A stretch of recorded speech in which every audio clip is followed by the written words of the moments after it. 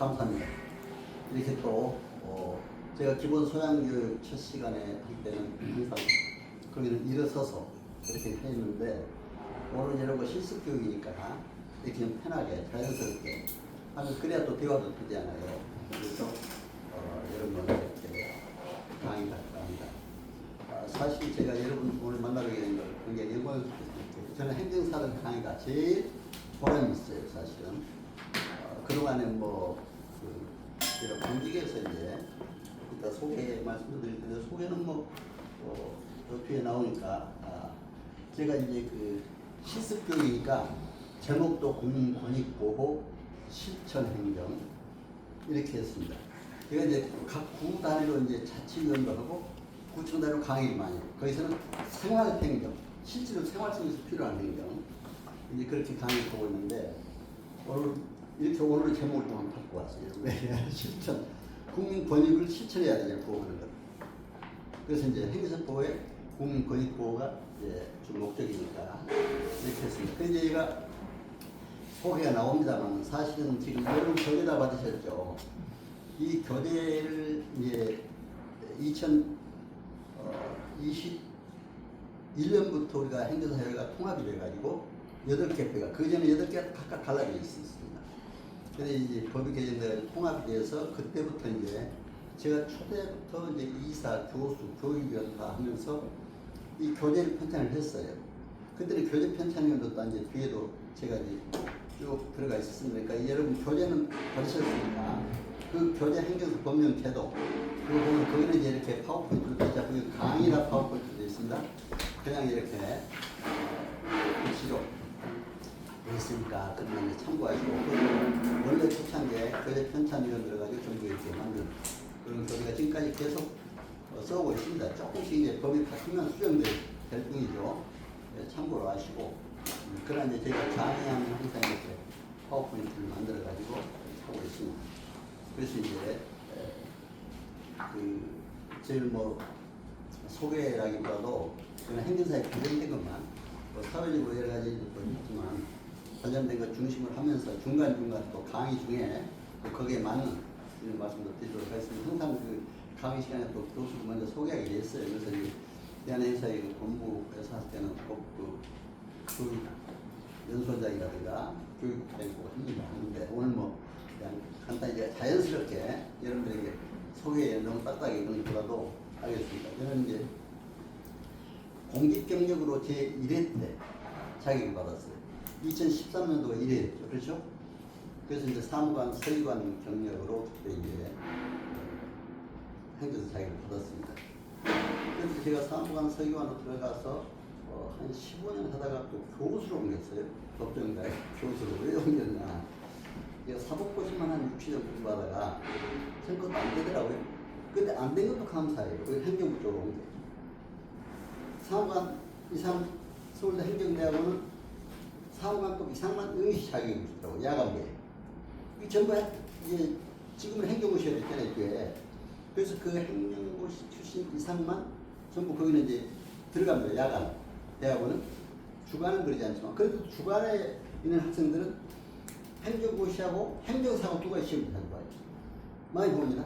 그거 봐가지고 저한테 도와서 교육받은 사람도 있어요. 참고로만 합니다. 무슨 서울대가 뭐해서가 아니고 이제 그렇게 해서 다른 대학도 다 좋죠. 그렇잖아요. 저는 학력이 그런 것도 공부하지 않지만 그러나 그렇게 해서 공부했다는 거 얘기 위해서 잠깐 말씀드립니다. 그래서 그렇게 해가지고 서울대에서 행정 석사를 받고 나니까 이제 박사도 거기서 해야 되겠다. 이제 박사까지 합격을 했는데 공부시험에서 나를 떨어뜨려 보더라고요. 왜? 공직에 있거나 풀로 와서 뭘 할 수 있느냐 이거죠. 공부를. 그러니까 위탁교육을 하라죠, 공직에. 근데 내가 그때는 연구실장도 하고 또 여러 가지 그렇게 올라간 임시직책이었기 때문에 도저히 할 수가 없잖아요. 나올 수가 없고 뺄 수 없잖아요. 중요직책이에요, 그때. 그렇기 때문에 내가 못하고 강북대에 가서 박사를 했습니다. 행정학과 박사. 근데 대학에서 법학을 하고 석박사를 행정을 하고 행정사하는데 정말 그게 도움이 돼요. 어떻게 고시 공부했다는 건 내가 얘기했지만 행정사 관련된 거니까 입니다. 법을 알아야 돼요, 사실. 그렇지 않아요? 행정학을 알아야 돼요. 법학만 가지고는 안 되겠더라고요. 행정학도 알아야 되니까.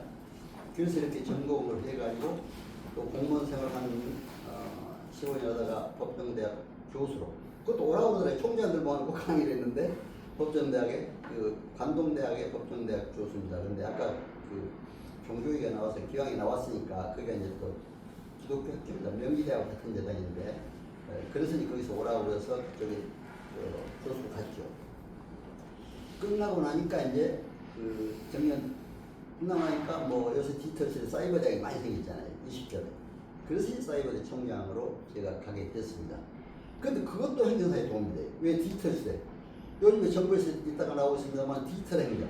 그래서 그런 얘기가 많이 나옵니다. 얼마 전에 행정안전부에서 발표했잖아요. 계획. 앞으로 AI, 디지털 행정을 어떻게 발전시켜? 우리는 행정사 그것도 알아야 되잖아요. 근데 그런 것도 경험하게 한 게 지금 행정사 굉장히 발전인데요. 그래서 여러분들이 잠깐 이렇게 소개 말씀드리고, 저는 일기도 또 욕심도 많아요.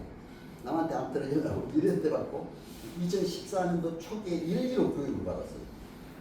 그렇게 이제 받았는데 일기로 교육 받고 나서는 바로 서울시장으로부터 이제 한 달 있으니까 수료증, 여러분 아마 교육받고 나면 수료증이 옵니다. 이게 이제 여러분 행정사업 관련된 거니까 오면 바로 행정사를 찾을 수가 있어요. 사무실. 그래 저는 바로 서초동 그것도 법원 앞에다가 사무실 딱 차렸어요.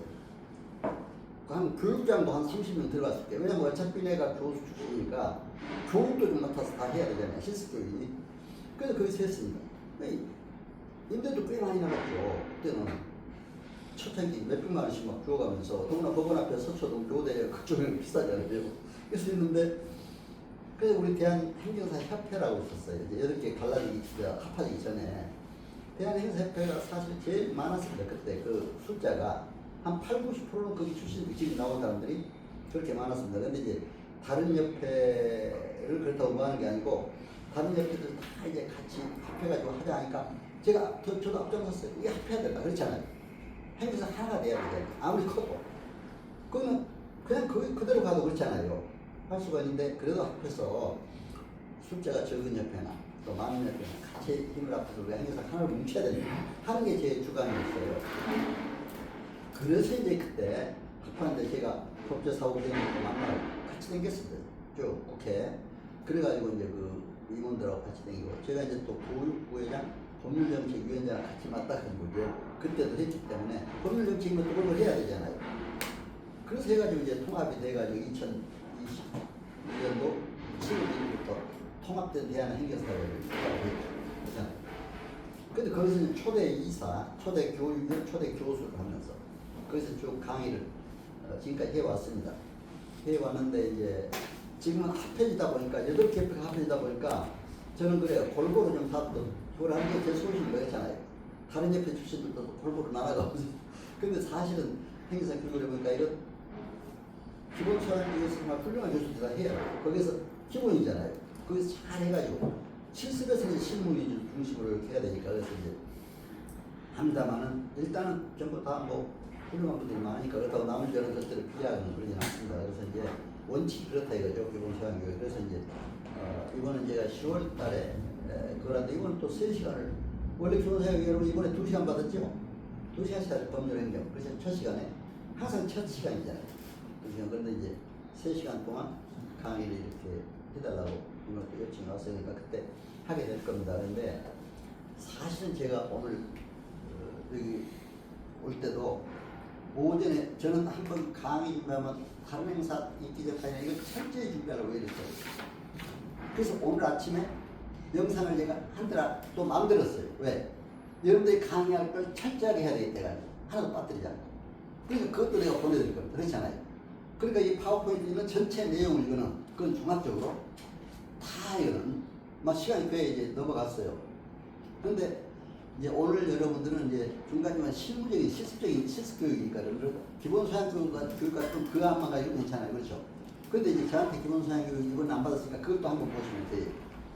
근데 이제 보는 방법이 사실은 제가 이제 행정사 교육을 하면 꼭 그 본부에서는 협회에서는 영상을 찍어서 나한테 보내줍니다. 메일로라든가 바로 카톡으로 보내면 바로 영상을 올려버려요.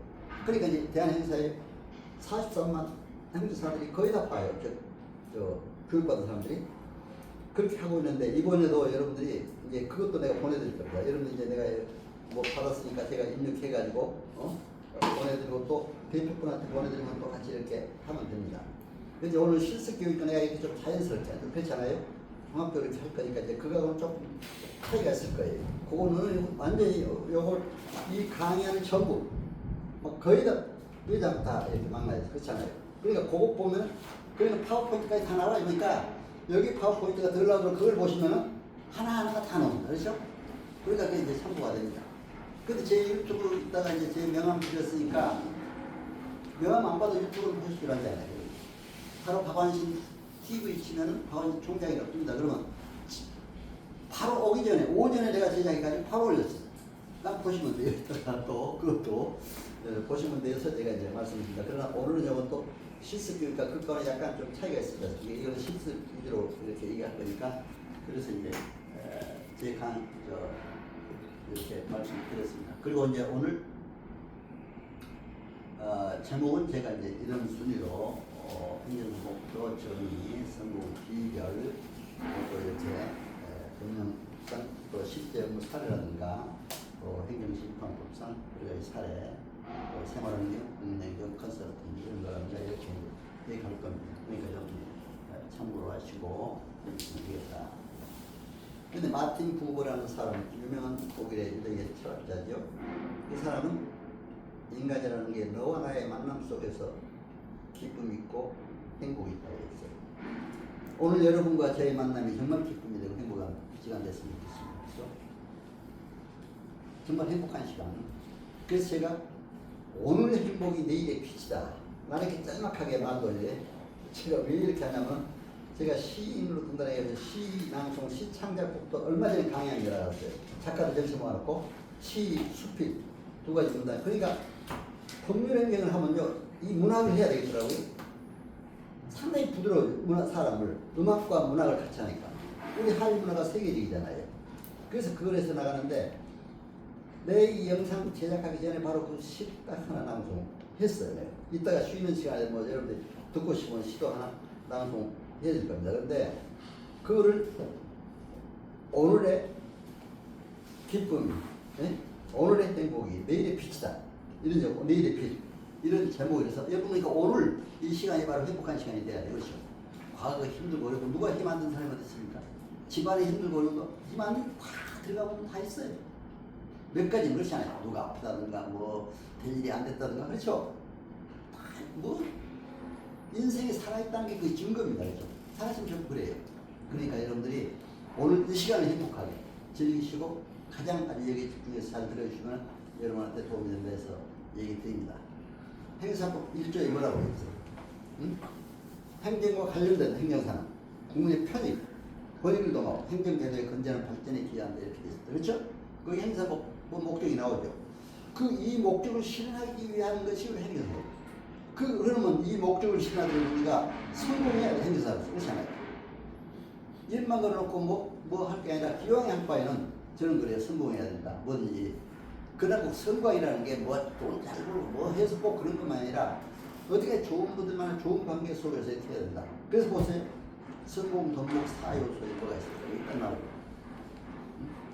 성공, 덕목, 사요소. 지능지수가 높아야 돼요. 기술이 좋아야 돼요. 또 이제 자세가 좋아야 돼요. 그렇죠? 지능지수, 지식, 기술, 자세 네 가지 설명 목록인데 이거는 제가 한 얘기가 아니고 미국의 하버드 대학의 유명한 교수들이 연구해가지고 발표를 했어요. 그런데 이것이 97%가 자세가 좋아요. 그렇죠? 그러니까 단기적으로는 지식 있고 기술 있고 또 지능지수가 높은 사람은 단기적으로 성공할 수 있어요. 그런데 그런 사람이 만약에 자세가 좋고 인간관계 안 좋으면 실패입니다. 난 되게 주변에서 봐요. 내 지금 나이 들어서 다 이제 거의 다 뭐 공식 직책은 다 거의 은퇴했잖아요. 공직 교직 다 그렇잖아요. 나이가 이제 그러니까 여러분도 이제 공직에 다 계시리라 믿습니다만 또 혹시 시험 출신도 계세요 여기? 혹시? 괜찮으시? 전부 공직인가요? 근데 저는 뭐 공직도 좋고 시험 출신도 다 존경을 해요. 왜냐하면 저도 뭐 다 어디 공직도 다 시험 많이 보잖아요. 시험 보고 저도 뭐 공무원 들어가도 시험 보고 뭐 석박사 들어가도 시험 보고 다 봐야지 뭐 그냥 들어갑니까? 그러니까 시험 출신이나 우리 공채 출신이나 다 협력해서 잘해야 한다 하는 게 제 생각입니다. 그리고 이제 이렇게 이런 관계 속에서 행정사 업무를 해야 된다. 그리고 논어에는 혼자자 우려 낙지자다 이런 얘기가 있어요. 이제 우리 서양 얘기를 서양 동양 얘기도 보면은 근데 좋아하는 것이 즐거워하는 것보다 낫다. 그래서 좋아하는 것보다 즐거워하는 것이 낫다. 행정사를 좋아하셨다면 즐거워하세요. 기쁨을 그렇죠? 근데 이건 내가 한 말인데 또 한 단계 넘었어. 낙지자 부려 갑지자다. 즐거워하는 것보다도 감사하는 자가 더 낫다. 저는 그렇게 즐거워하는 자보다도 감사하는 자. 그렇죠? 그래서 이제 이런 그 말씀을 여러분들에게 드려보고 싶습니다. 그래서 이제 청춘이라는 사무엘 울만 시에서는 청춘이라는 것은 앵두 같은 입술을 가진 젊은 청춘이다. 꿈과 열정을 이루면 늙는 거예요. 그 아무리 늙은 사람도 꿈과 열정을 가지면 젊어진대. 그러니까 여러분들 공직에 이제 이제 은퇴하고 행정을 하시더라도 공직에 뭐 오랫동안 하셨으니까 국가를 위해서 국민을 위해서 얼마나 봉사하셨으니까 그래도 꿈이 있지 말고 그러면 저도 살아볼까 그래요. 건강해요. 제가 이렇게 살아보니까 그렇다는 것을 아시고 이렇게 해가시면 좋겠습니다. 자, 행정사에 우선 또 저희 행정사의 개념부터 알아야 되잖아요. 행정사라는 게 뭡니까? Public Administration Lawyer. 보통 이렇게 이제 Administrative 뭐 Lawyer라고 하니까 행정법률가예요 사실은. 근데 일본에 가니까 가해법률가라고 해요. 일본. 거리 가짜 가해법률가. 제가 일본 행사제도도 연구하고 왔거든요. 일본 총무서 행사협회 이제 초청받아 갔습니다. 근데 거기서는 가해법률가. 그래서 왜 하필 거리의 법률가 가해법률가라고 하느냐. 제가 그래서 읽었더니 그 협회에서 그렇게 얘기를 하더라고요. 거리에서 국민과 제일 가까이 할 수가 있다. 중에서가. 그렇죠? 근데 이 일본의 행정사제도는 우리가 발전했으니까 내가 일본을 인용합니다. 세계에서 제일 행정사 발전한 나라입니다, 사실. 행정사제도는. 그러니까 거기는 행정사가 비오는 다른 자율사도 훨씬 좋대요. 뭐 국민들한테도 인정받지만 뭐 경제적인 수익도 좋고 여기에 다 좋다고. 그런데 그건 아주 제도가 잘 됐어요. 잘해가지고 전국 교육도 잘 돼 있고 각 지구 뭐 이런 모임들 여기도 우리가 남부 지구시간 있죠. 서울 남부 저게. 근데 그렇게 잘 됐어요. 보니까 다 돌아다니면서 그 사람들하고 얘기도 하고. 그래서 저는 그걸 갖다가 국회에서 발표했어요. 행정사 제도 발전을 시켜야 된다 해가지고. 국회의원, 국회 보도 그 국회도 행정기들이 많잖아요. 그걸 우리 행정사 도와서 다 들었어요. 그래서 그때 발표했기 때문에 내가 이런 말씀 드립니다. 그런데 서울대 그 행정대원들한테 첫 시간에 행정에 대한 개념을 얘기하더라고요. Public Administration. 이거는 미니스트레이션을 이루어졌대요. 미니스타 무슨 얘기입니까? 장관 목자라는 의미가 있어요. 미니스트레이션 섬기고 봉사한다는 의미가 있어요. 그러니까 장관 목자라는 의미도 있지만 섬기고 봉사한다는 의미가 있어요. 그러니까 여러분 우리 행정사 실질적으로 장관들이 많이 와요. 장차관 그렇죠? 국회의원들 시장 보르수 광역단체장들 많이 와서 듣습니다. 저한테도 뭐 수없이 많이 듣고 갔습니다. 지금도 만나서 아주 꿈대로 관계가 좋아요. 좋게. 얼마 전에 국회의원을 들었어요. 제가 강남 우리 그쪽 소망교 강남 가겠기 때문에 강남도 국회의원 이종국 의원이 우리 행정사 교육을 받더라고. 자기도 공무원에 있었을 때 그 행정사 자격을 좀 하고 교육을 받아서 무슨 뭐 지금 경영관이 뭐 일한다고 하더라고요. 그렇게 하고 있어요. 그러니까 여러분들이 얼마 전에 또 이제 제가 소속된 서초구에 우리 그때 회장하고 뭐 같이 갔었어요. 거기서 또 논의하고 협회장하고 같이 가는데 우리한테 교육받았다고 여자한테 실제 법령 태도로 교육받았다고 아니 직접적으로 얘기하는 거였어요. 너무 고맙더라고. 그러니까 보람이 있어요 이게. 그래서 여러분 그렇게 하시고 바로 이런 의미가 있는데 장관 목자라는 의미도 있는데 섬기고 봉사하는 거예요. 그래요. 행에서 목적 실현을 하려면 바로 섬기고 봉사도 해야 돼요. 국민 권익을 위해서. 그래서 이런 얘기가 있다 하는 것을 여러분이 아시고 하시면 되겠다 이렇게 생각이 돼서 말씀을 드렸습니다. 그리고 국가 자격은 국가 전문 자격과 이제 민간 자격이 있어요. 행정사는 바로 국가 전문 자격이 있어요. 특히 지난 7월 1일부터는 그냥 업무 종사자에서 전문자에서 완전히 법적으로 딱 확정이 됐어요. 알죠? 행정사가 변호사, 행정사, 세무사, 뭐 노무사, 변리사 다. 그렇죠. 의사, 뭐 기술계통은 건축사, 전문가 국가 전문자격사. 근데 개인 자격사도 옆에 있잖아요. 뭐 상담사라든가 독서지도사 이거 있는데 개인정보보호사. 근데 개인정보보호사는 우리 연수교육에서는 개인정보에 대해서 교육도 해요. 왜? 필요해요. 행정사적 업무를 하면 개인정보를 잘. 우리 행정사법에 있다 나옵니다만 비밀 엄수의 의무가 있습니다. 정보 절대로 흘리면 안 돼요. 그렇죠? 고객 정보 마음대로 이렇게 주민등록번호라든가 마음대로 전화번호 안 되잖아요. 그래서 개인정보도 필요해서 개인정보 교육을 받습니다. 연수교육에서는 기본 소양교육은 없었죠. 그게 참고로 여러분들 실습을 해서 이렇게 해야 된다 하는 게 아셔야 되기 때문에 말씀드립니다. 뭐 행정사 분류는 이건 이제 지금 그 일반 행정사, 회사 행정사 그리고 혹시 여기 뭐 일반 행정사가 뭐 대부분인데 또 다른 회사나 번역 행정사도 계세요 혹시? 안 계시면 뭐 우리 행정사법 2조에 이렇게 분류하고 있어서 2조의 4조까지 이렇게 분류되고 있다 하는 걸 여러분 참고를 하시고, 근데 회사, 번역 행정사 또 일반 행정사도 또 협력해야 되겠더라고요. 서로. 저는 회사 행정사도 지금 장훈영 교수도 있고 번역 행정사도 같이 모임도 갖고 있어요. 왜? 지금 다문화 시대잖아요. 외국인들이 많이 오잖아요. 우리나라 더 인구가 부족하니까. 그래서 이런 때 그런 것이 번역 행정사도 필요하고 다문화 회사 행정사도 필요하다. 우리는 또 바다가 많으니까 이런 것이 필요하다 해서 말씀을 드립니다. 그리고 이제 이런 숫자 문제는 뭐 우리가 이건 기본 소양 교육에 한 거기 때문에 뭐 이건 바로 마냥 쓰게 대기하시고 그 행정사법의 중요한 내용을 실무에 필요한 것만 이런 것들만 좀 말씀을 드리겠습니다. 행정사법에서 우선 1조는 여러분들이 잘 아시지만 2조가 업무가 중요하잖아요. 그렇죠? 이제 실질적으로. 그런데 이제 여러분들이 그 업무를 수행하려면 이런 2조 조항은 우선 어떤 업무에 있다는 걸 명확하게 아셔야 돼요. 근데 법명 시간에 이걸 들으셨어요 혹시? 들으셨으면 저는 이제 실무 중심으로 뭐 했다 하고 있다는 걸 한번 보니까 행정사는 다른 사람의 위임을 받아서. 근데 여러분이 이제 고객이 오면 고객과 어떤 계약서를 써야 되잖아요. 어떤 계약서를 여러분 쓰려고 해요 혹시? 고객이 찾아오면. 저는 처음에 누구한테 이런 얘기도 듣지 않았어요. 처음 교육받을 때는 다 그때 모르는 사람들이 많았으니까. 그렇잖아요. 결정 일기니까. 그렇잖아요. 교수들도 그때는 실무 경영이 어려운 분들이 많이 있어요. 저는 제가 그냥 개척을 한 거예요. 아예 위임 계약서.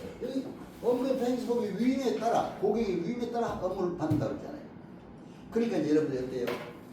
여러분들 여기서 교육을 받으면 한 달 정도 있으면 수료증이 나옵니다. 그렇죠? 수료증이 나오면은 그것도 알아야 돼요. 수료증이 광역 단체장으로부터 나와요. 서울이 주소 있는 분은 서울시장으로, 경기도가 주소 있는 분은 경기도지사로. 그렇죠? 다른 데 주소 있는 그쪽 도지사가 뭐 광역시는 그쪽 시장으로 나와요. 나오는데 그걸 나오면은 바로 이제 업무 신고를 할 거예요. 그렇죠? 업무 신고 어디다 해요? 시군구청, 기초단체에 해야 돼요. 거기 행정사 담당하는 그 바들이 있어요. 민원실에서도 하고 거기 담당하는 바들가 있습니다. 거기 이제 신고를 하잖아요. 신고할 때 요새는 행정사에 등록되는 것까지 같이 해야 돼요. 저는 그냥 신고 먼저 하고 등록은 안 해도 되고 해도 되고 그런데 이제는 행정사 등록을 안 하면은 행정사를 못 합니다. 그렇죠? 이게 실제적인 얘기니까 그래서 등록까지 해야 된다 여러분들이 참고로 말씀드립니다. 그래서 신고하면 업무 신고증이 나와요. 그렇죠? 행정사 자격증하고 이제 임대차 계약서 사무실 그런 거 갖다 내면은 이제 그게 나와요. 교육 수료증하고 내면 나오면 업무 신고증이 나오면 신고증이 다음에는 어디를 가야 돼요? 세무서 가야 돼요. 세무서. 사업자 등록을 해야 돼요. 여러분 어떤 분들은 막 세무서 갈 줄 모르냐 그냥 행정사 가지고 하면 되지 그런데 되겠어요? 안 되잖아요. 다른 수입이 얼마나 들어도 우리가 공무원 생활을 했는데 그걸 거짓으로 신고 안 하면 안 되잖아요. 조그만 거지만 부가세를 내야 되고 그렇잖아요. 그렇지 부가세도 얼마까지는 뭐 간이과세고 얼마까지는 일반과세니까 일반과세는 10내지를 반드시 내야 되잖아요. 간이과세는 뭐 몇천만 원까지 면제되고 그렇죠? 그런 것도 여러분들이 세법도 알아야 돼요. 그러니까. 그런데 내가 이래 저도 그래서 자격은 다 따놨어요. 이럴 때는 그때 사무관이 합격해서 그때는 3급 물류공무원이라고 했어요. 그렇죠?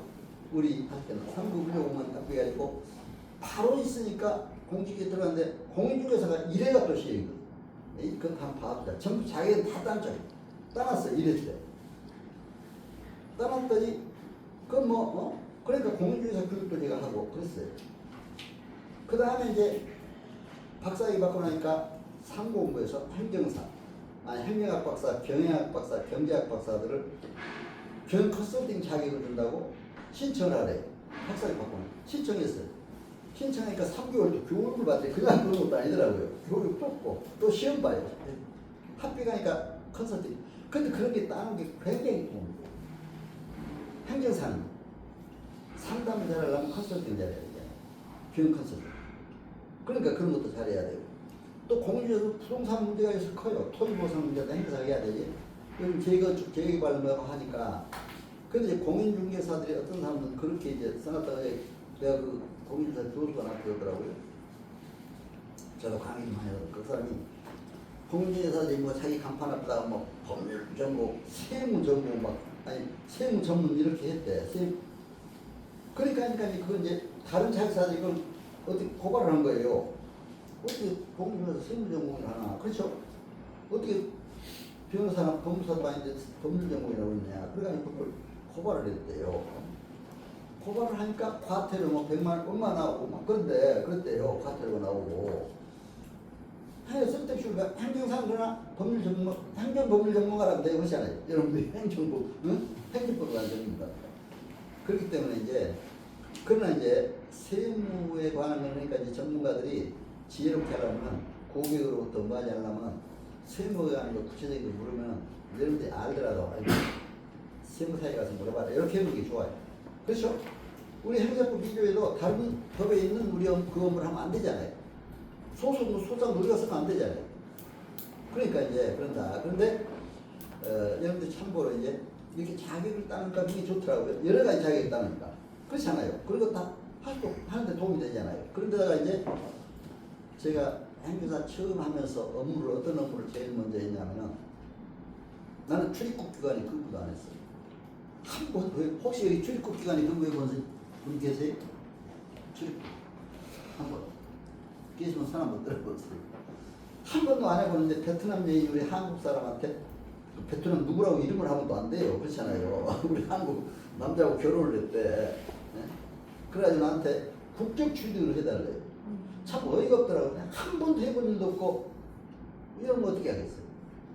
못한다고 그러겠어요? 못한다고 그러면 행정사님 말아야지 뭐. 그것도 행정사 업무인데 어떻게 하겠어요? 그런데 한번 답해. 예? 물어보죠. 그렇죠. 자문도 구하고 물론 이제 좀 시간 구해야 돼. 나는 그래서 이제 어떻게 하는지 알았어요. 저는 제 사례입니다. 이게 내가 한 2, 3일간 연구할 테니까 이 대학생은 한 3일 후에 오세요. 그럼 그때 합시다. 그리고 3일 동안 뭐 하는지 알아요? 국적법, 거기에 관련된 법을 이제 시행령까지 달달해왔어요. 국적법, 출입국까지 두 가지. 그죠? 그렇게 딱 답이 나와요. 여러분, 그때 당시 어떻게 됐냐면은 3년 이상 한국에 거주해 있어야 돼요. 3천만 원 이상 어떤 임대 보증금이나 현금 예금 증서라든가 뭐 그런 게 있어야 되고 본국의 범죄 경력이 없어야 되고 이런 게 있었어요. 그래서 이제 그런 것까지 다 연구했어요. 그게 다 알아놨죠. 알아가지고 이제 그것도 나는 모자라서 확인행정을 하라고 법무부 출입국관사무소. 그때는 출입국관사무소인데 지금은 뭐로 됐어요? 자꾸 바뀐 것도 알아야 된다 법이. 그러니까 법을 하라는 거죠. 그렇죠? 출입국 외국인청으로 바뀌었잖아요. 외국인청. 응? 그러니까 이제 외국인청 찾아가가지고 내가 그 내가 공무원에 이렇게 하다 나왔는데 좀 하나 도와달라 좀 조치를 하고 왔는데 뭐 솔직히 얘기했죠. 나 그거 해본 일도 없고 그래서 처음인데 내가 이번에 그렇게 이제 해보니까 그런 조건이 있더라. 적법이나 출입까지. 아, 어떻게 그 잘하네. 아, 그대로 하면 된대. 저 신청서만 써오래요. 근데 뭐 나오고? 어떻게 이렇게 잘 아시네.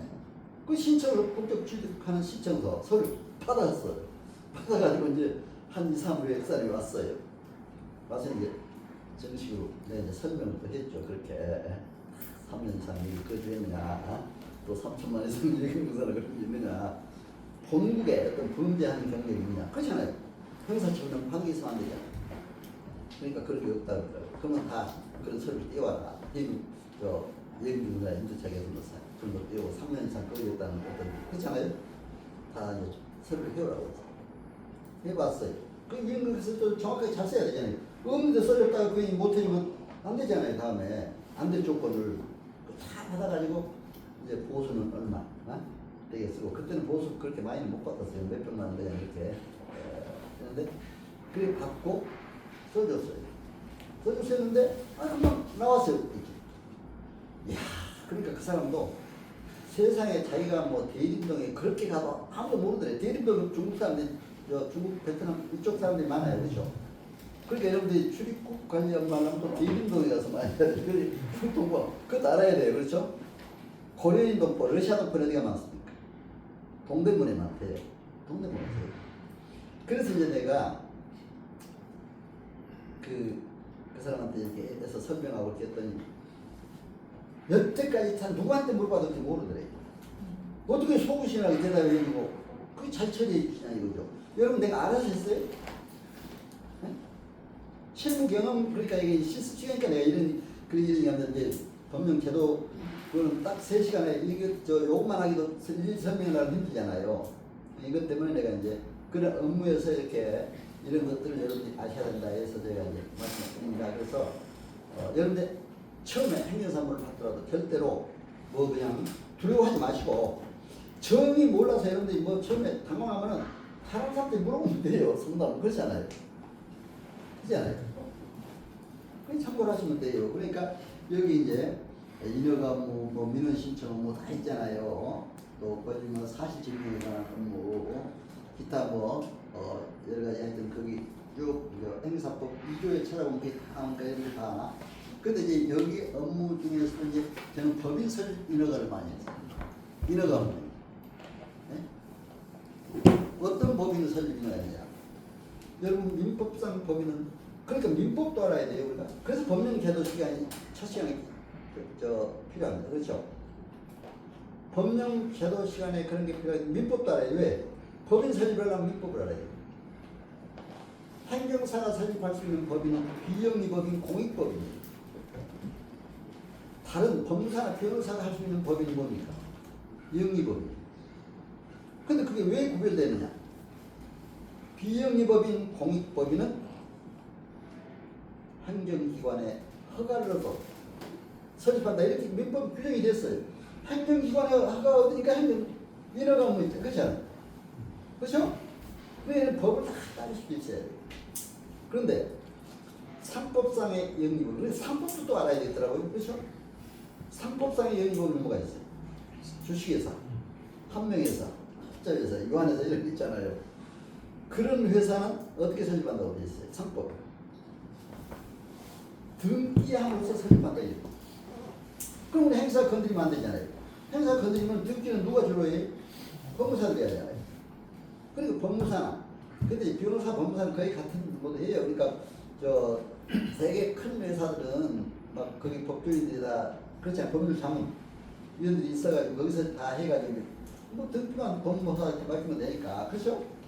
그렇게 하는 거예요. 근데 저는 비영리법인 어떤 법인이냐? 참 내가 이제 문학을 하다 보니까 그것도 가수도 모인데 작사도 많이 나갔잖아요.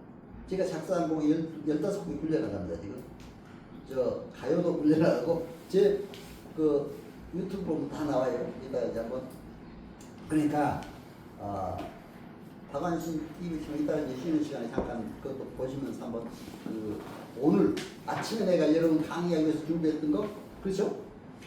여러분들이 법령제도 시간에 나한테 배웠으면 그걸 내가 할 필요 없는데 나한테 안 배웠기 때문에 그걸 가르쳐 드려야 되겠더라고요. 그렇잖아요.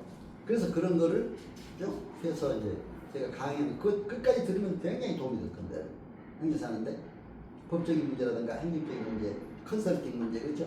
상담하는 문제.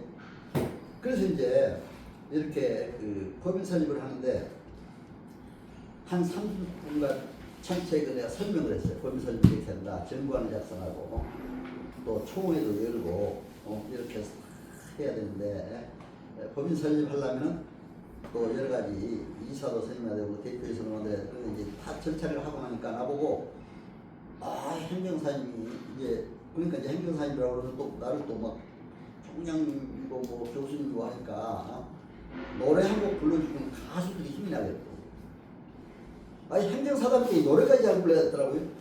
그걸 얼떨결에 제가 노래를 불렀어요. 그때 마침 우리 어머니가 돌아가셨어요. 그래서 이제 어머님의 손을 넣고 비 내리는 고모령이죠. 그렇죠? 그걸 불렀더니 이 사람들이 자기들이 녹화를 해가지고 거기다 실어서 자기 유튜브에 올릴까. 그래서 올려 가수는 다 한 거예요. 어떻게 노래를 난 잘 부르지도 못하는데 잘 부르냐. 그래서 이제 나한테 뭐야 그냥 이렇게 이어지라고 그런 거겠죠. 뭐 제가 잘 부르는 거 아니다. 근데 제 이제 노래도 사실 나갑니다. 그런 노래가 이제 또 그런데 그렇게 재밌어요. 그러니까 사실 음악 저작권 옆에 등록하는 것도 행정사 할 일입니다, 여러분. 알았죠? 행정사에 그것만 전문하는 사람들이 많아요. 그렇게 한다는 걸 여러분들 아시고 그리고 이제 연수 교육을 내가 받아보니까 지난번에는 아까 이제 사업자 등록 내고 이렇게 일을 한 달 해야 된다고 했잖아요. 근데 하고 있는데 출입국 관련 업무는 내가 그때 하고 나서 출입국의 최고 전문가가 돼야 된다 해가지고 대림동에 가면 출입국 관리만 하는 학원이 많아요. 학원에서 토요일날 가서 한 110만 원 달라고 그러더라고요. 토요일마다 몇 달 동안 해요.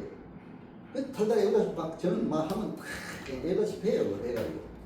해가지고 했더니 법무부에서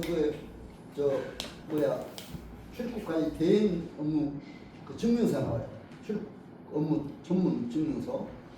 근데 그것도 받으면 이제 연수교육을 한 몇 년마다 한 번씩 받습니다. 반대 그 연수교육 대상이 누군지 아세요?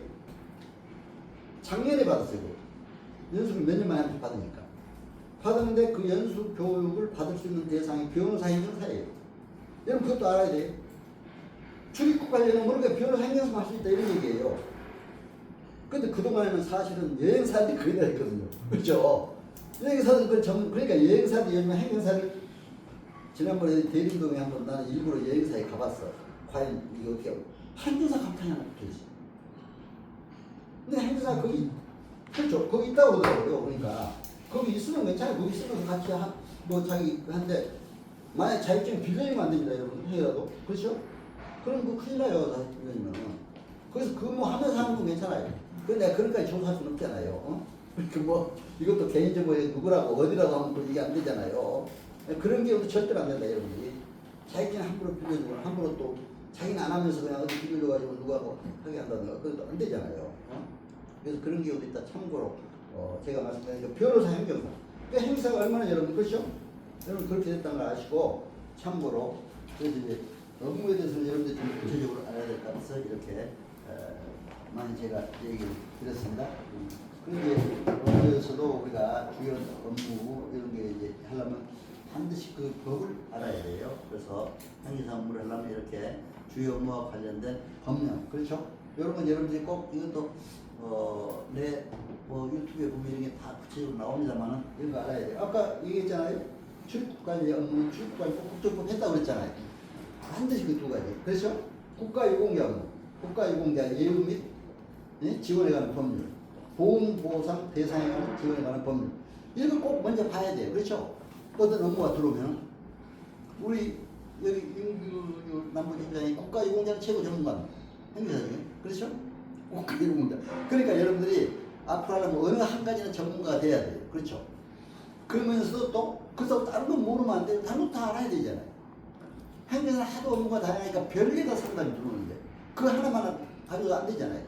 딴 거 들어오면 다른 사람한테 가라 이래도 안 되잖아요. 그러니까 여러분들이 참고로 알아야 된다. 그래서 이 법을 이렇게 보세요. 이걸 보면서 내가 음주운전에 건 도로법, 도로법, 영업정지 취소 구제에 관한 건 여기 각각 그렇죠? 공공위생법 뭐 음식에만 식품위생법 그렇죠? 청소년 문제 청소년 보호법. 저는 전문 자격사가 음주운전에 관한 나한테 가져왔어. 어떻게 해야 됩니까? 전문 자격사 많지 않아요? 아까 거기 6개월 정지하면 기가 막히잖아요. 한번 그런 걸 생각해보세요. 그럼 우리가 어떻게 해줘야 됩니까? 한번 업무 정지당해도 이런 분한테 오면 어떻게 하시겠어요? 못한다고 하시겠어요? 한번 어떻게 하시겠어요? 업무하다가 정지당하면 기가 막히잖아요. 그게. 네? 여러분 행정사다가 뭐 좀 잘못했다고 해서 업무 정지 처분이나 어디 관청에서 받아보세요. 기가 막혀요 사실. 어떻게 하겠어요? 저한테 가져갈 때 저는 걱정하지 마. 내가 하여튼 열심히 해가지고 바로 행정심판 들어갔어요. 심판을 썼습니다. 행정심판서 쓸 때도 잘 써야 돼요. 저는 왜 또 제가 그런 걸 할 수 있었냐면 사실 국가소송수행 담당관을 오래 했거든요. 법률 전공에 따라서 사무관급 이상 각 정부부처에 계신 분들 아실 거예요. 그렇죠? 법률 전공관분들한테 그런 뭐가 나와요. 법무부 장관 명의로 소송 수행 담당관 뭐가 나오잖아요. 그래서 실질적으로 변호사 일을 가서 하는 거예요. 그 기관을 대표해서 그렇잖아요. 그래서 그걸 쭉 하다 보니까 그때는 그거는 소장 쓸 자격이 있으니까. 근데 지금 여러분 소송에 소장 쓰면 절대로 안 됩니다. 그 변호사법 위반을 잘못하면 걸려요. 그렇죠? 그러나 이제 행정심판 우리가 대행을 하고 됐잖아요. 근데 대리권이 없이 그게 좀 문제예요. 근데 대리권도 우리가 빨리 가져와야 돼요. 그렇죠? 대행할 수 있으니까 그 사람 명의를 넣고 우리가 대행을 써주는 건 그렇잖아요. 거기까지 법에 위반하는 건 안 되잖아요. 그러니까 이제 여러분들 참고로 그것도 아시고 그런데 업무 정지 6개월이라면 형사재판까지 검찰 경찰까지 뽑아요. 참 기가 막히지 그렇죠? 그래서 제가 그걸 쭉 행정심판 썼어요. 얘기 들어보세요. 다 써가지고 하여튼 헌법부터 헌법의 국민의 기본권 보장 조항부터 국민의 행복 추구까지 아까 행복을 얘기했잖아요. 그까지 위반한 거다. 그 헌책 왜 한 가지 어떤 민원 한 가지 법의 잣대로만 가지고 그렇게 하느냐. 행정기본법에는 적극 행정이라는 게 있다. 공무원이 적극 행정에서 국민의 권익을 보호하는 차원에서 해야지 왜 그래. 근데 참 이상하다. 저는 공무원 생활했지만 또 공무원하고 이상하게 행정사가 또 대립감을 세워가지고 또 그렇게 하게 되더라고요. 근데 여러분 또 공무원하고 대립해도 안 돼요. 공무원을 우리가 가능하면 잘한 건 칭찬하고 그렇잖아요. 그러니까 제가 자치위원하면서 굉장히 공무원들하고 가까이 지냅니다. 그렇잖아요. 근데 잘못한 건 고쳐나가야 돼요. 그렇죠? 행정기본법에 공무원이 적극 행정을 하도록 돼 있어요. 그런데 되게 적극 행정을 안 하잖아요. 왜? 에이 뭐 책임 이번에 적극적으로 나서서 막 했다가 잘못하면 또 책임도 돌아오니까 그 법대로만 그냥 하려고 그러잖아요. 그러니까 그것도 이해가 가요. 충분히 그렇잖아요. 공무원. 저도 공직생활 했지만 그래도 공무원들하고 우리가 상대할 때 절대로 가서 화내거나 한번 열면 또 공무원 민원처리법에 나옵니다.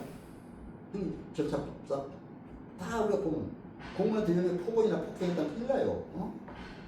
옛날에 내가 공무원 생활할 때는 막 그냥 책상에다 막 두들기면서 왕부하는 사람도 있더라고. 그렇잖아요. 좀 한번 민원인데 그래요. 근데 요즘은 그랬다면 큰일 나요. 옛날에 왕 같아요. 지금 뭐. 그러니까 우리가 행정사들이 괜히 공무원하고 좋은 걸 얘기해야 되잖아요. 그러니까 이제 무서워서가 아니고 잘못한 건 잘못. 그러나 이제 섬상으로 잘못하면 막 이렇게 다 따져야 되니까. 그래서 안 됐어요. 그러면서 업무정지 6개월 처분 딱 당한 거는 뭐 해야 돼요? 그 업무정지 처분을 정지시키는 것부터 빨리 해야 돼요. 행정심판 하면서. 그렇죠? 동시에 행정심판을 넣어도 돼요. 예를 들면 뭐 이번에 오늘 9월달 10월 1일부로 업무정지 처분이 하나 나왔다 이거죠. 지금 나한테 가져왔어요. 그렇죠? 그럼 그럼 행정심판 쓰려면 막 며칠 걸려야 되잖아요. 이거 쓰고 그 빨리 해가지고 내면서 행정심판과 같이 업무정지 처분서를 같이 넣어야 돼요. 그렇죠? 업무정지 처분하는 걸 취소하라는 거예요. 집행정지. 그렇죠? 그러면 11월 1일 그때부터 업무정지 안 당하고 그대로 업무를 할 수가 있어요. 그렇죠? 행정심판이 끝날 때까지. 그렇잖아요. 여러분 그것도 아셔야 돼요. 지금 딱 신청해놓고 저는 막 썼어요. 계속. 그렇게 해놓으니까 이제 어떻게 한 가지 법의 잣대로만 그렇게 해서 분명히 보호 차원에서는 안 된다. 헌법도 위반이에요. 헌법에. 예? 그리고 그 법의 잣대로만 가지면 행정기본법, 행정법의 위반이에요. 막 썼어요. 다. 권력 남용이다. 그렇죠? 어? 막 써가지고 하니까 그 사람이 공무원이 또 답변서를 또 막 그냥 이제 그 변명하는 거죠. 그게 아니라고 막 써왔어요. 그래서 또 그까지 해서 또 답변서가 이제 도달하는 공무원도 송달 받은 날부터 열흘 이내에 또 답변서를 써내야 됩니다. 행정심판위원회에. 만약에 구청에서 행정처분을 받았다면 서울시 행정심판위로 가야 돼요. 그렇죠? 그렇게 해야 되는데 그게 10일 이내에 써야 돼. 그것도 안 써내면 또 그게 안 되잖아요. 그러니까 그 사람들이 이제 그거 참직해 써내요. 공무원들은 또. 그러면 행정심판하는 행정사 입장에서는 또 10일 이내에 도착한 지 10일 이내에 도중회면을 또 내야 돼. 그게 아니라고 그렇죠? 계속 그거 하다 보면 6개월이 걸립니다. 한 5개월. 그러면 만약에 내가 집행정지 신청을 안 해놓고 했으면 어떻게 되겠어요? 업무 정지된 상태에서 6개월 지나버리면 이미 다 기간이 끝나버리잖아요. 그럼 무슨 실효가 없잖아요. 그렇죠? 이런 것도 잘 알아요. 그냥 해가지고 6개월은 나는 한 5개월 더니까 인용계획이야. 응? 업무 정지 한 것이 이제 다시 그 취소하는 그 행정기관에서 싫어. 그러니까 그 행정기관에서 나를 보면 미안해서 막 그러잖아요. 구청장들한테 그러잖아요. 그러더라고. 그러니까 여러분들 우리 행정하지만 대단한 그런 위치에 있습니다. 사실 지금 하면은 그런까지 이거 해서 이겨낼 수 있어야 돼요. 그렇죠? 근데요 행정기본법 여러분 어떻게 이 국가 법령이 몇 개예요? 내가 법령 전부하다고요. 몇 쪽이야 돼요? 한 5천 개가 돼요. 거기에 행정에 관한 법이 몇 개입니까? 행정에 관한 법 4,600가지. 그럼 거의 행정에 관한 법, 행정사가 해야 돼. 그렇죠? 그런 법을 알아야 돼. 그러나 너무 겁같지 마세요. 그 업무 들어오면 그 법을 지키기로 보면 되니까. 그렇죠? 4,600가지 다 할 수는 없잖아요. 4,600가지 행정에 관한 법을 하나로 함축시키는 게 뭐예요? 행정기본법이잖아요. 그러니까 행정기본법 강의도 있어야 돼요. 저는 행정법령 제도할 때 행정기본법까지 다 강의를 해줘요. 오늘 내 유튜브에 보면 오늘 여러분들 위해서 영상 제작했던 거기 보면 다 행정기본법 설명이 나옵니다. 오늘 내 실습 시간에 실습 위주로 여러분들에게 합니다만 그러니까 행정기본법 거의 다 알아야 돼요. 행정기본법의 기본 원칙을 가지고 행정심판서만 잘 써도 이길 확률이 많아요. 원칙을 지키는 비례 원칙, 법령 적용 그렇잖아요. 법률 위보 원칙. 그런 거만 잘 알아도 행정기관의 자기구속의 원칙. 자기구속의 원칙이 뭔지 압니까? 어떤 법인 설립을 했는데 똑같은 동일한 사건에서는 동일하게 처분을 해야 돼. 근데 어떤 사람은 법인 허가를 해주고 어떤 사람은 법인 처분을 안 해줬다 생각하면 어떻게 돼요? 행정 자기구속의 원칙이 어긋난 거 아니에요. 그러니까 이 행정사는 이게 만능의 법을 알아요. 그렇죠? 그러니까 여러분들이 참고로 그렇게 아시고 이제 여러분들이 해야 된다 해서 내가 말씀을 드립니다. 우리가 이게 이제 좀 쉬었다 할까요? 좀 너무 또 힘든데 또 이렇게 하면 안 되니까 좀 쉬었다 하시고 한 10분 쉬었다가